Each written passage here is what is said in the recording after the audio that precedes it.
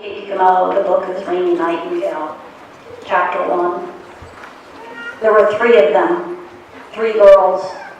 They were standing side by side, they were standing at attention.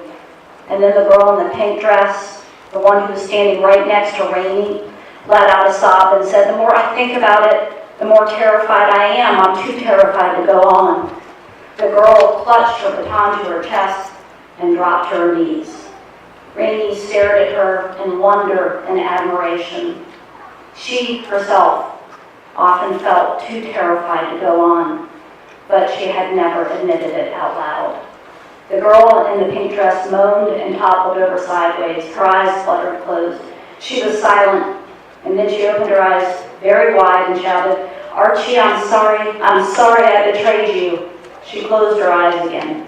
Her mouth fell open. Raymie had never seen or heard anything like it. "I'm sorry," Raymie whispered, "I betrayed you." For some reason, the words seemed worth repeating. "Stop this nonsense immediately," said Ida Nee. Ida Nee was the baton throwing instructor, even though she was old, over 50 at least.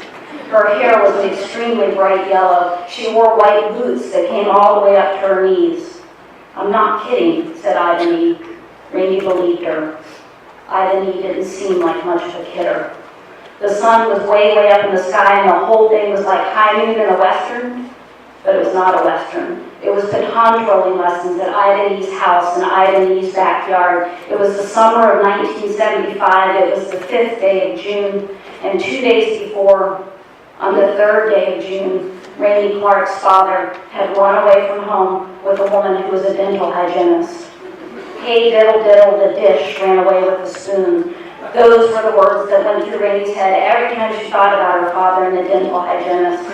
But she did not say the words out loud anymore because Raymie's mother was very upset, and talking about dishes and spoons running away together was not appropriate. It was actually a great tragedy what had happened. That was what Raymie's mother said. "This is a great tragedy," said Raymie's mother. Quit reciting nursery rhymes. It was a great tragedy because Raymie's father had disgraced himself.